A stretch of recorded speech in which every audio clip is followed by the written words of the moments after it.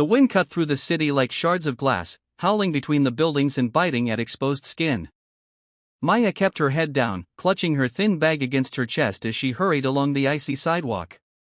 The evening sky was already dark, streetlights casting halos on the drifting snow. Her worn sneakers soaked through hours ago, but she told herself she was used to it. She just wanted to get home, to her tiny room with the drafty window, and warm her hands with a cup of cheap instant soup. As she passed the park, something made her stop. Out of the corner of her eye, she caught sight of a small figure huddled on a bench. Her breath clouded in front of her as she turned. A boy, no older than 6, sat curled up, his little arms wrapped tight around himself. His cheeks were red from the cold, his lips trembling. He didn't have a hat, and his jacket looked far too thin for the weather. Maya hesitated, her own body aching from the chill. Maybe his parents were close by. But the way his eyes darted around, wide and afraid, told her otherwise.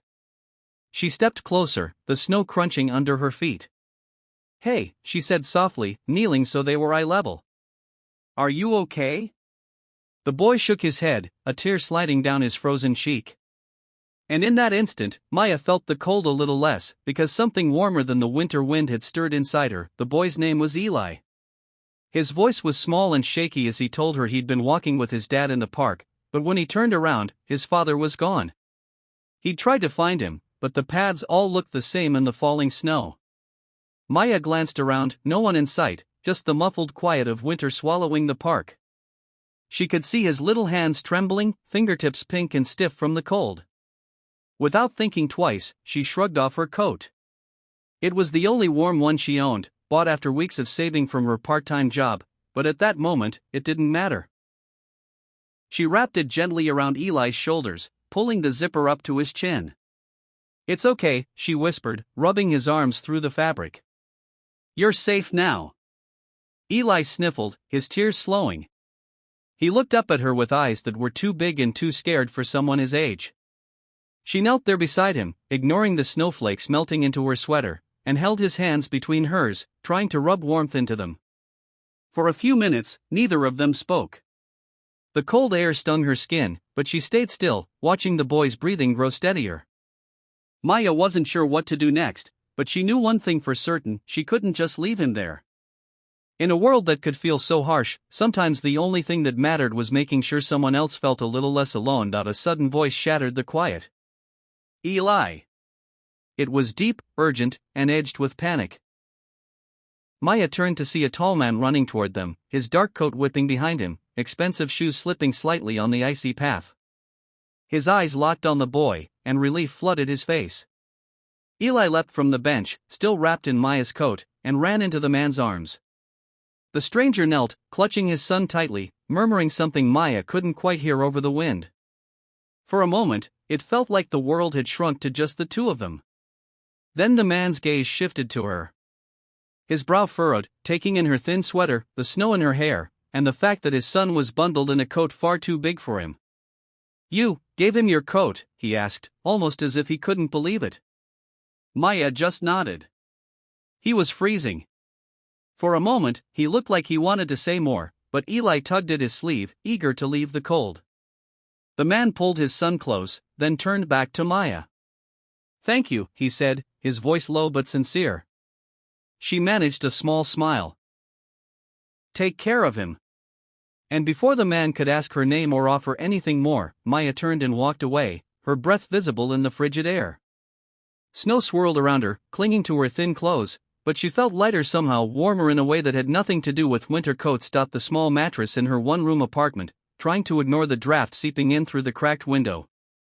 She had just finished a bowl of instant noodles when a firm knock startled her. No one ever visited. She hesitated, then pulled the door open. Standing there was the man from the park. His expensive coat was dusted with fresh snow, and in his hands he carried a large paper bag, a neatly folded winter coat, and a plain white envelope. "I hope I'm not intruding," he said. "I've been looking for you since yesterday." Maya blinked, unsure what to say. He stepped inside, setting the bag on her tiny table. "Groceries," he explained, then held out the coat. "This is for you. A proper one." She shook her head quickly. You don't have to. I do, he interrupted gently. I'm Eli's father. Yesterday, you gave my son warmth when I couldn't find him. I'm grateful in ways I can't express. His voice caught, just slightly. He pressed the envelope into her hands.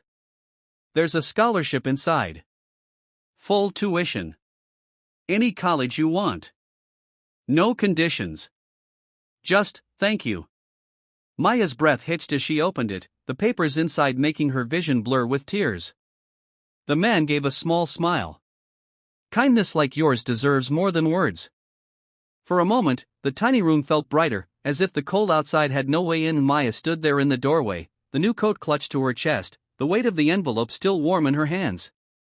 Outside, snowflakes drifted lazily through the night, glowing under the street lamp.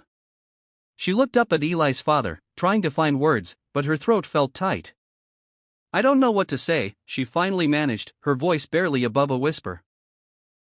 You already said it, he replied gently. You said it when you wrapped your coat around my son without knowing who he was or who I was. You showed him that the world can be kind, even from strangers. That's something I could never buy him. Eli peeked out from behind his father's leg, grinning shyly. Thank you, he said, his small voice warm despite the cold air. Maya smiled through the tears pooling in her eyes. She reached down to ruffle his hair, then pulled the new coat on. It was soft, thick, and so warm it felt like standing in front of a fire. The man extended his hand. Your life is going to change, Maya. But don't ever change who you are. She shook his hand, feeling the truth in his words. As they walked away, father and son disappearing into the snow, Maya stepped back into her apartment. The world outside was still cold, still uncertain. But she knew now, kindness had a way of coming back, sometimes in ways more life-changing than you could ever imagine.